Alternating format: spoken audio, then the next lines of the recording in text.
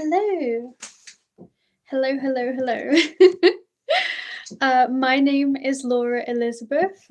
I am a hypnotherapist in training, and I hope you're doing well. Today, I am planning to practice, well, some of my hypnotherapy. So please do feel free to join along.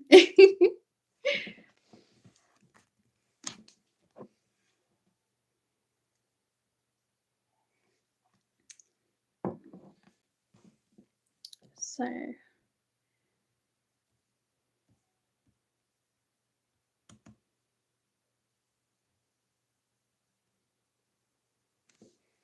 already covered thought field therapy with the algorithm sequences.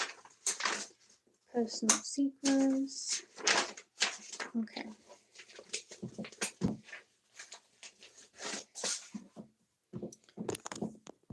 What can we practice today?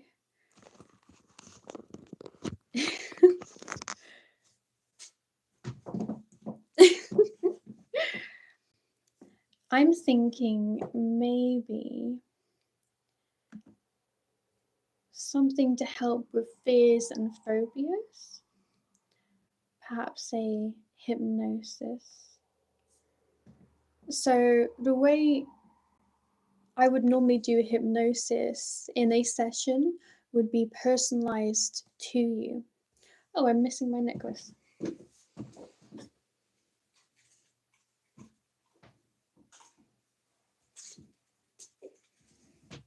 Necklaces, as soon as I caught them both at the same time. Should I take it? No. Oh, I'm gonna risk it. Okay, there we go. That's a bit better. Yes. So the way I would do it normally with a session with you for hypnosis would be personalized. So we would have the conversation. I would use my techniques to find out how best to personalize it for you. But in this sense of just practicing it, we'll just go along the best that we can. um, so think about your fear or phobia. Think about where this began and how it began.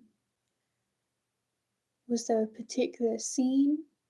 Is there a particular reoccurring scene?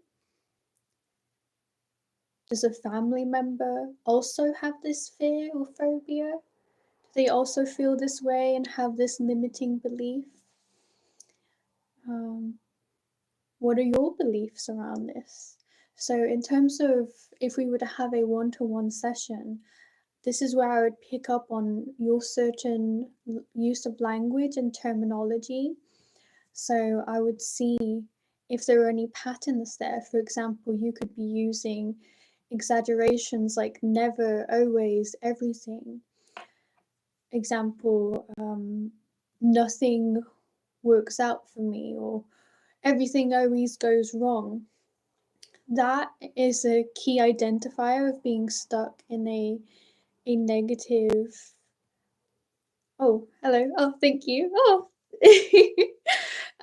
Yeah, in sort of a negative thought pattern, and it can be really easy to get really stuck in that. So that's why it's helpful to have someone highlight that to you, to hold a mirror up and say, hey, you just said this. Do you really truly believe that that is correct, that is true? And quite often when you do ask people, do you really believe that nothing good is in your life, like nothing at all brings you happiness? Just taking that moment to step back and think about that and to question that negative automatic thought is already paving the way for you to reprogram and reframe your thoughts and to think and behave and believe the way you want to. So getting back onto tackling fears and phobias using hypnosis, we're going through these sort of questions, and then as you're really in the thick of thinking about that phobia, that fear, that trauma, I will ask you, how strong would you say that is out of 10? So 1 to 10, 10 being um, the strongest ever. It's so overpowering, it's really overwhelming. You feel, emotional, like you might cry or you want to let out some sort of energy. That would be 10 out of 10, yeah. So we check in with that to see at the beginning. We always do lots of checking in to see how you're feeling and to see what's working and what's not. So that's what I love about hypnotherapy, that there are so many different types of techniques that we can try to see what's best for you. So I'm looking at my notes. Do a kickflip. Excuse me? A kickflip. Is that like a backflip? Anyway, yes, so the example I wanted to practice today is called the cinema of your mind. So entering the cinema of your mind. So the first thing with that technique is to check if you're comfortable picturing a cinema. Obviously, if someone's had a traumatic experience in a cinema, or they just can't seem to picture it, they'd rather something a bit more comfortable.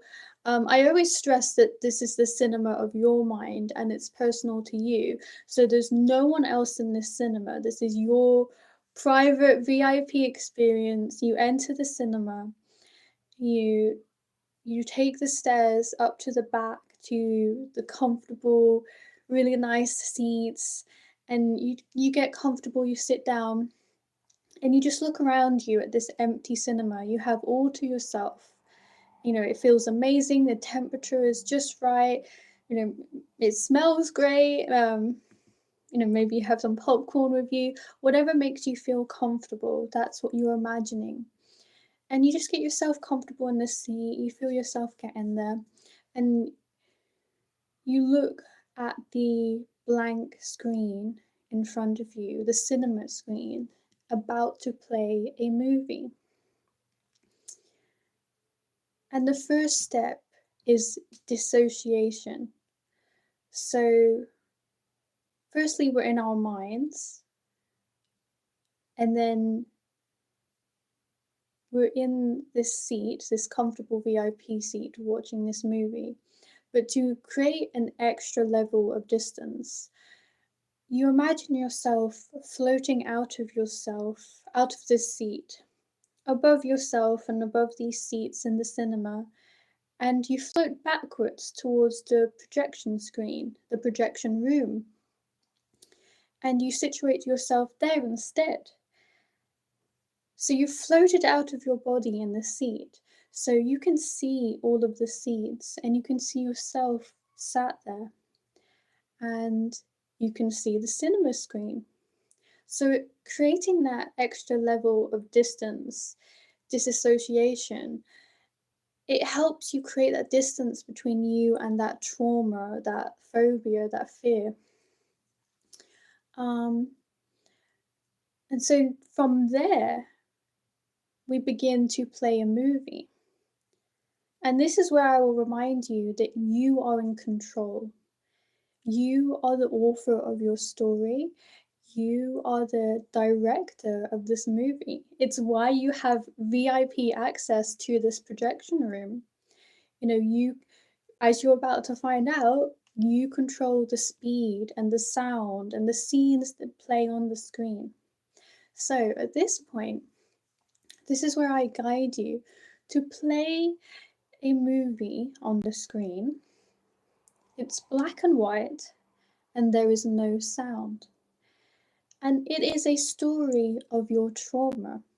It begins in the place when you did not have this phobia, and then it develops where there are key scenes throughout your life of you struggling with this phobia, potentially getting worse and worse.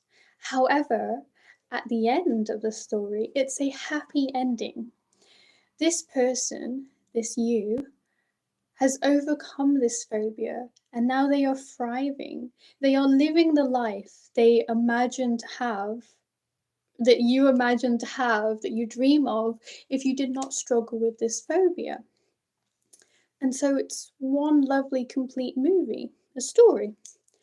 So I talk you through that, get you to play out that movie, and then ask you to let me know when you're done. And then at that point, this is where the really interesting stuff begins. I ask you to play the movie back in reverse. And this time, not just reverse, but twice the speed. It's still black and white, and there is still no sound to this movie, but it's going backwards and at twice the speed. So begin at the end, through to the middle scenes, and then at the beginning. And then the screen goes blank, and you let me know. And we just keep doing this. We keep changing the narrative and the associations of this movie. So when you've let me know that the movie has ended, we'll come back reversed. I ask you to run it back again, this time 3 times the speed, and this time now in color. So we keep changing the details, we keep reprogramming and reframing how you're viewing this phobia. Again, you play it back, you let me know, and then I ask you, run it back again in color, 4 times the speed. So it's whooshing by, you can barely make out the scenes now or what's going on, but you know it's playing backwards, you know it's happening. And now, so with color and extra speed, we add sound. We specifically add a comical sound, like something from a comedy, or like the can, something humorous and funny to you, something that's, well, makes you smile. It's very humorous. This thing's going back so quickly, it's colorful, the scenes are flashing at you as they go by, and there's this loud, funny music playing. And don't forget, you are still in the projection room watching yourself watch this movie. So that all goes back, and then one more time, 5 times the speed it goes back, even louder, even brighter. It's meant to dissociate, yes. It's meant to, confuse you. That's what I'm learning in my training. A lot of this, at the base of it, at least how I interpret it, is to confuse you. Because when the brain is confused, it's weakened. And so those negative automatic thoughts that you're constantly thinking about your phobia and these beliefs you have, they get weakened. So this is all part of the process. This is a very important part of it. And if your movie was quite long, if you had quite a lot of scenes, I'll just keep checking in with you. So perhaps we need to do it again 10 times faster, 15 times faster.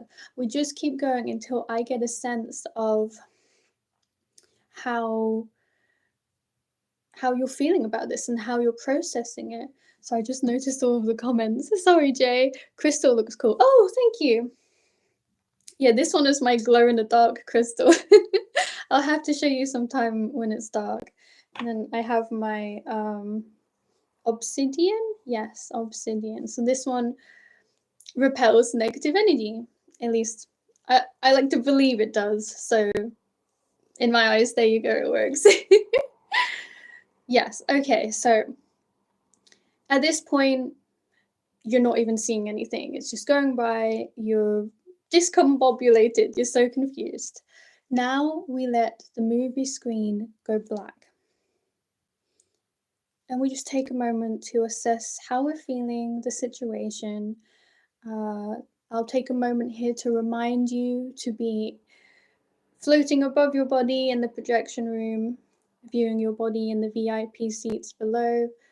You're still in the cinema, looking at the cinema screen. So we're just checking in with ourselves, letting ourselves assess whatever we feel, whatever we see and hear in this moment. And then we put the very last scene, the happy scene, back on the screen. This is you who has achieved your goal. You've achieved your dreams. This is the happy ending. This person has, suffered through such awful trauma and struggled with this phobia. But they've come out the other side, successful, victorious. And now, because they're not struggling with this phobia, there's all these things, these amazing things that they can do now. And then that leads to this and this and this. And so this is the thing about like practicing here versus having a personal session with you. I can help you, I can give you really personalized thoughts to help reprogram how you view something. So we'll be talking about, you're seeing on the screen, the ending scene, and it's whatever you aspire to achieve. So we're really thinking about that person, how they're feeling, the colors, the sights, the sounds. And then at this point, we associate. So you float down from the projection room, over your body sat in the VIP seat, across all of the empty seats, because this is your personal cinema of the mind, and you go into the cinema screen where this happy scene is playing and where you are there.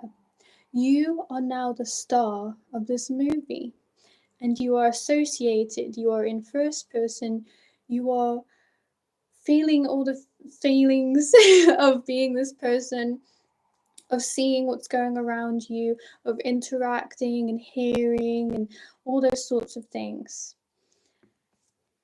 And now the movie begins to play in reverse again. This time you are witnessing it, you are experiencing it as the main character. Hello! Oh, you're back. Oh, thanks again for the crystal comment, that was kind of you. So, we're running the movie back. You're the main character, you're experiencing the scenes, we're going backwards through. So you had your happy ending, you've achieved your goal. We're going back through the phobias now, the trauma of whatever your scenes were. It's at this point that you feel empowered, you have the control, you have the strength to remember and experience these scenes from the past. The technique that we've gone through has weakened their hold on you. And you remember that you are the star of this movie. You're just acting out these scenes as we whiz backwards. Back to the start, back to the beginning. Because at the end was all those happy feelings of calm and confidence. So you take those with you as we go backwards through this movie.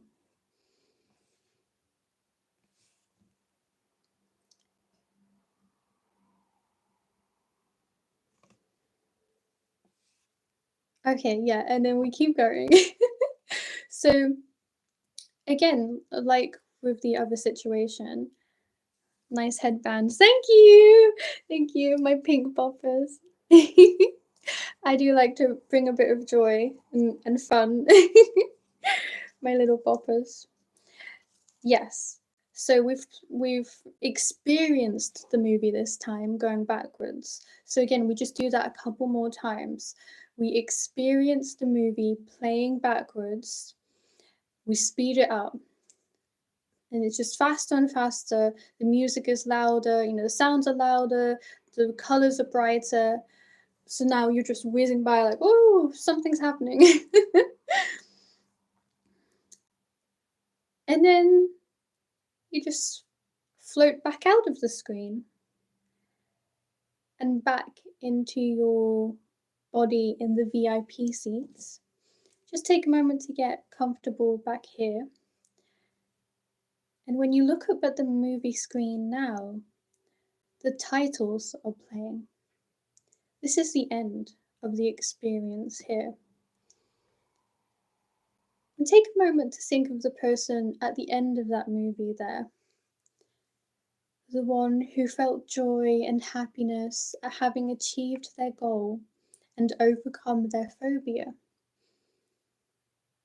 And you really bask in those feelings, thinking about how you've had a really powerful, motivating, and enjoyable experience here in the cinema of your mind.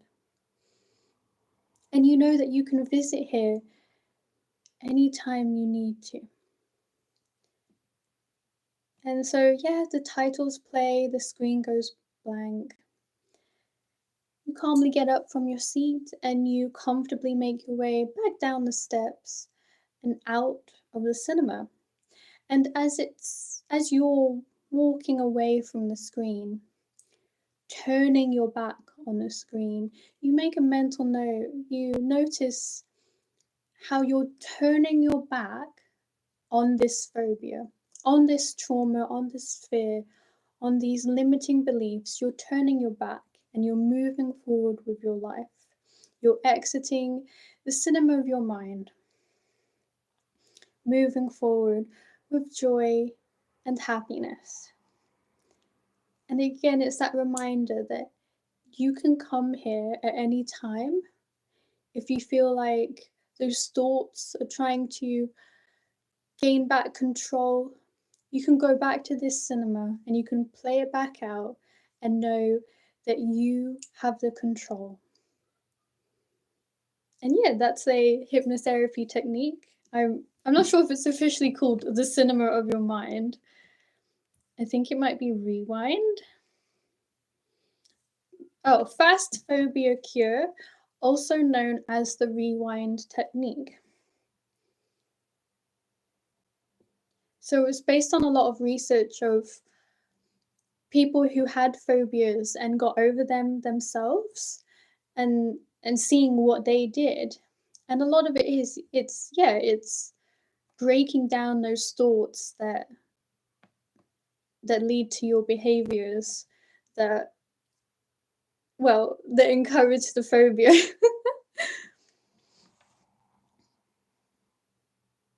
With most phobias, you nearly always end up in a position of having to face it, of having to go through it. So it's not practical to try and avoid it your whole life. It's best to, face these things in a position of power and control. You are in control and you've made this decision. You've taken these steps to do this. Than to be, chucked in the deep end, that's just not going to help you at all. So yeah, that is just a taste of what you could have if we had a hypnotherapy session together. And if you're super interested and you're really raring to go and work with me, I'm currently running a Kickstarter where you can get ahead and purchase a hypnotherapy session or a personalized recorded hypnosis in advance. It's currently got 9 days left until it ends, and then those exclusive limited options end. This was just like a bit of a business test for myself, really, to see what people are interested, and yeah, to see what I could work on in the future. I want to do the best that I can for people and use my time and energy and my skills efficiently. So just getting a taste to see like what people are interested in and then to see where I should focus my efforts. So yeah, I've literally put the Kickstarter link everywhere. So if you're interested, please do go check it out or drop me a message. And if you have any questions about hypnotherapy or me and my journey, or you'd like to talk about something you're struggling with, a fear or phobia, yeah, please do let me know. Um, um, I'll do my best to help you. And that's the technique for today. There's also the swish technique. Did you know before? What did you know before was? Okay, maybe that's not showing right on my screen. Did you know before was is? I will give you a moment to maybe retype that.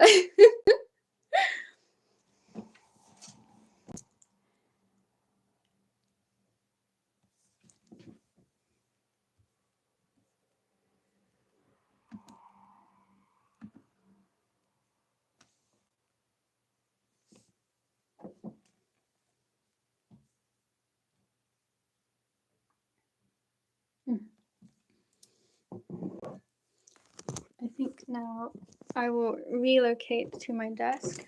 I've been stood at my standing desk in my cute heels, so that's why my feet hurt.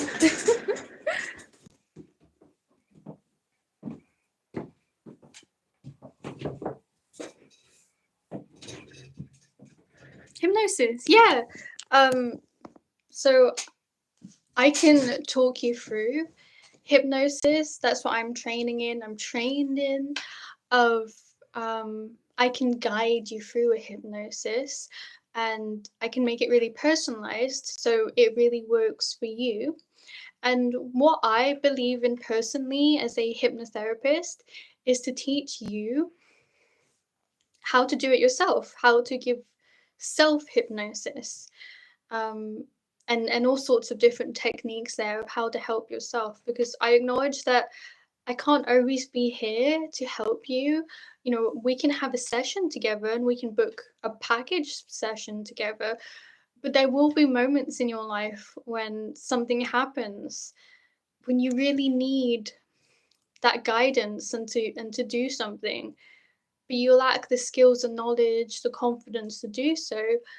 So that's why I want to teach people as well of like what they can do, the techniques and tools to be able to, well, just live life in general with confidence.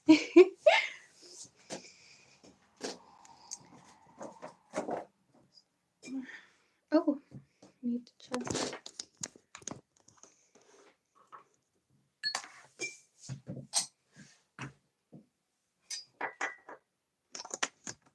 And another way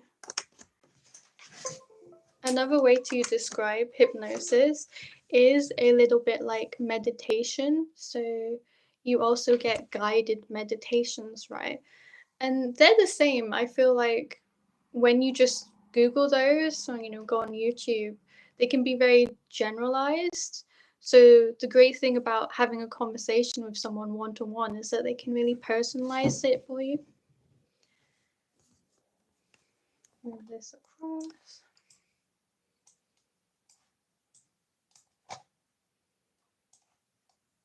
This is normally the point in my live where I just check my emails.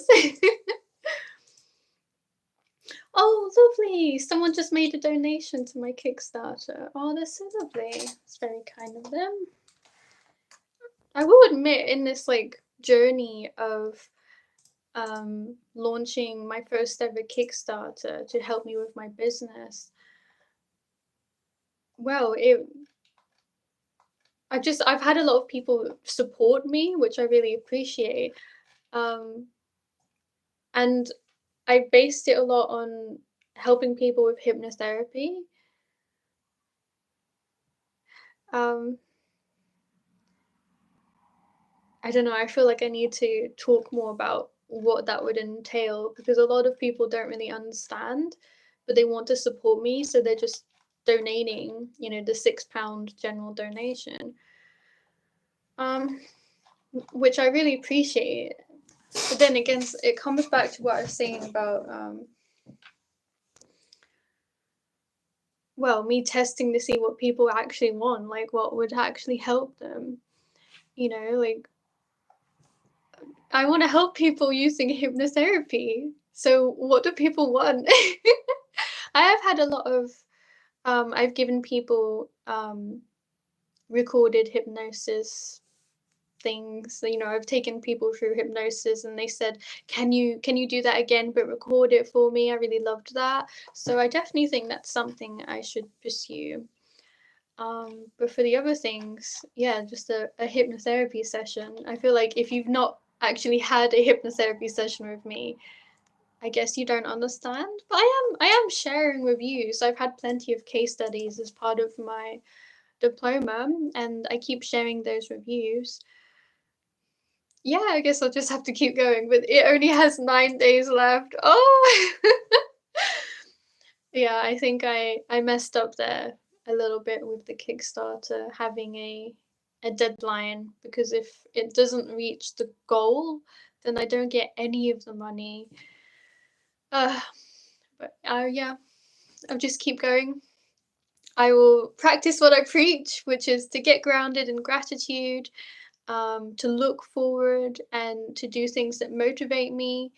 I'm always saying to other people, there's no benefit to thinking about what you should have done, could have done, would have done, things in the past. It is what it is now.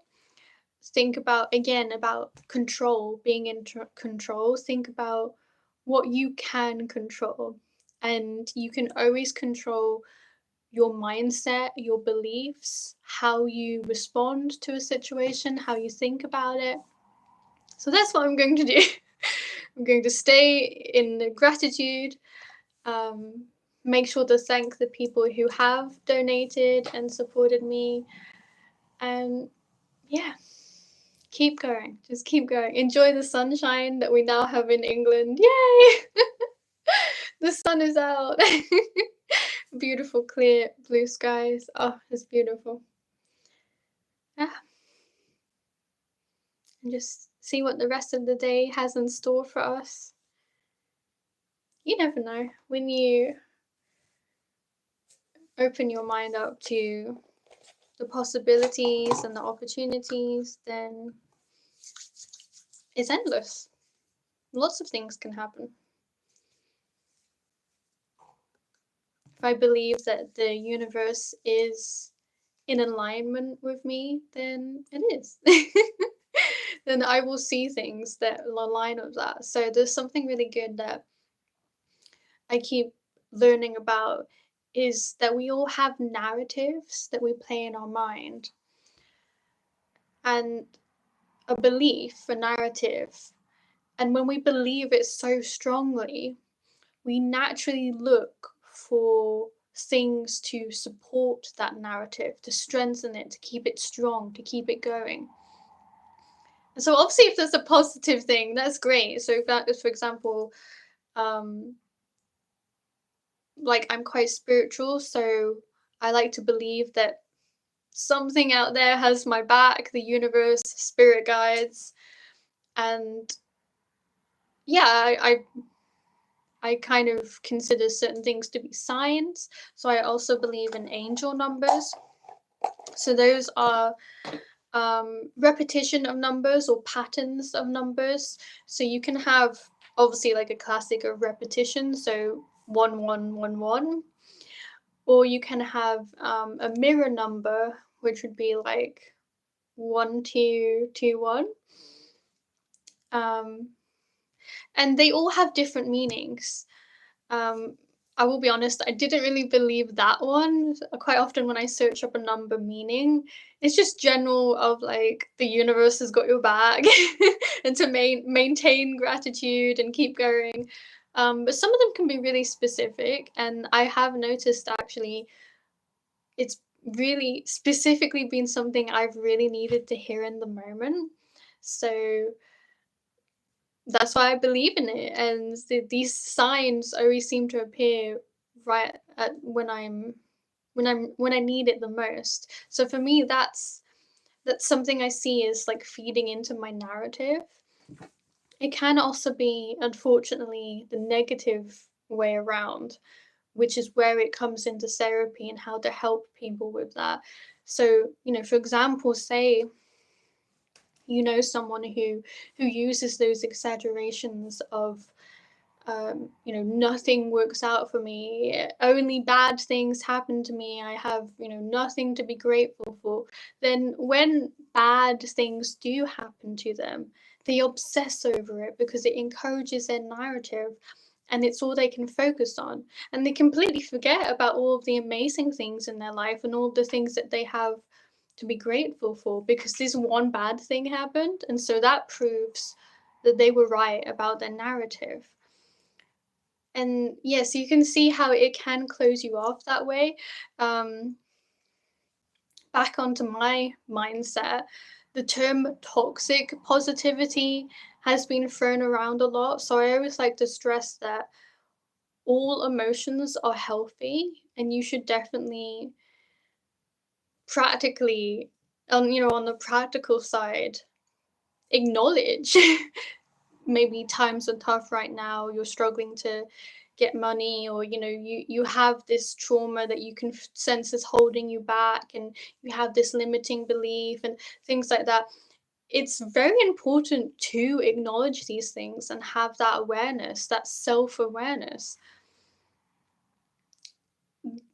The important aspect then, though, where my positivity comes into it, is to look at what you can do about it, how to move forward, and, again, put it into your control. So I don't really believe in using things as like an excuse for behavior. So, for example, saying like, you've had a trauma and now you behave a certain way towards people, and that's just that. Like, there's nothing you can do about it.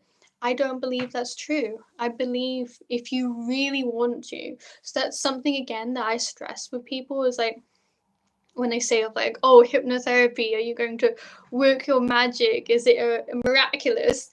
It only works if you are truly willing to give it a go and work with me. If there's resistance, then why are we even doing it? So you definitely have to, again, it's about acknowledging. So you acknowledge if you have some sort of issue you want to work on, and you acknowledge that you want to work on it. You want to overcome it, and this is who the type of person and the things that you want to do and achieve instead. So it's all about moving forward. There are different viewpoints, mentalities. There's trying to move towards a goal, and then there's trying to avoid something. And it can be healthy, it can work. I personally, for my mentality, prefer not to think about things to avoid, because I feel like when you think about something, you give it energy and you actually give it more strength in that way. So if you're always, I suppose, for example, maybe say with a bad relationship, if you're always thinking about that toxic relationship you had and how you don't want to go through that again, well, the mind doesn't really hear the not that well and is just thinking about the fact that you're running through these past scenarios in your head and you're feeling this low energy. Versus moving towards something, which would be to think about a healthy relationship of like, this is what I want instead. I mean, for me, when I got out of a abusive relationship, I was not thinking about how, oh, I want to avoid that at all costs. I was thinking more about the learnings I took from that relationship. And my goal that I was moving towards was having a healthy relationship with myself. So loving myself, knowing that I had self-worth and value, and I deserved to love myself and treat myself with respect. That's something I definitely always preach as well about relationships, is learn to love yourself first. And even in any situation, like in a working environment, always know that you have value as a human being just as you are. I feel like that makes you feel so empowered. So then because it will happen, when you get negative feedback or toxic boss, or a bad day at work, something goes wrong, you don't take it so personally. It's not an attack on you as a person. It's perhaps there was some sort of situation with that particular task that you did or something like that, right? But always having that groundedness and knowing I am worthy, I have value, I am an important, you know, human being. I deserve love and respect and kindness. At that base layer of that groundedness, then I feel you can tackle anything that comes your way. So that was my little ramble. I feel like I always end up going on those. But yeah, let me know if any of that was helpful. Once again, I am multitasking. You know, funnily enough, normally with these lives, yeah, I kind of just wing it. I'm starting to have like a bit more of a strategy with them, which is funny because you know before my hypnotherapy, I'm a marketer. I specialize in marketing, um, and with marketing, I always do my research.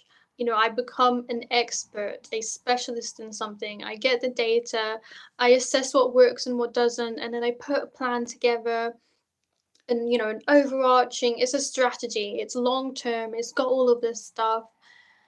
Yeah, and then I confidently do it and I track it all. With this, with my hypnotherapy, I'm having a little fun. And I'm just trying something out, seeing what happens.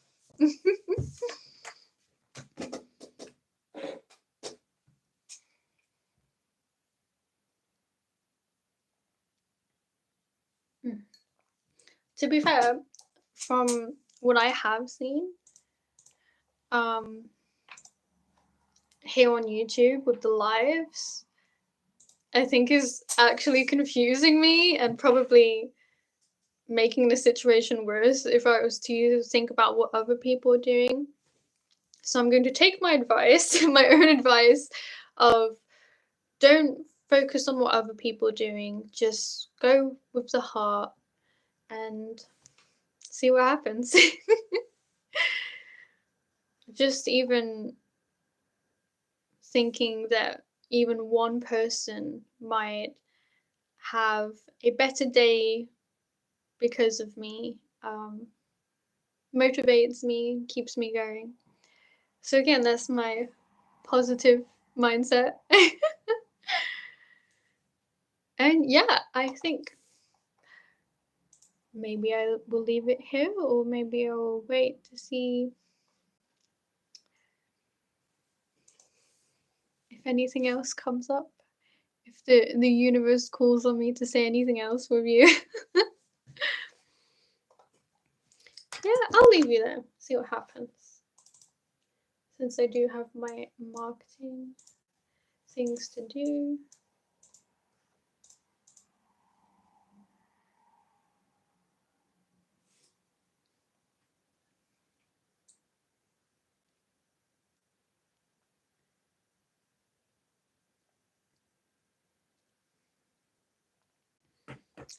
Mm.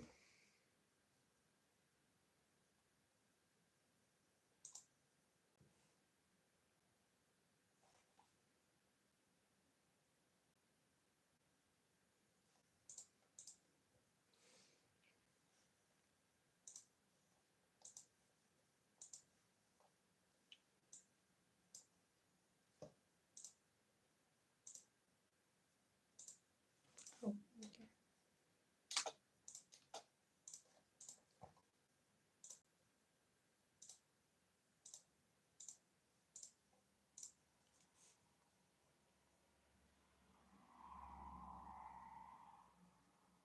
Yeah, that's better.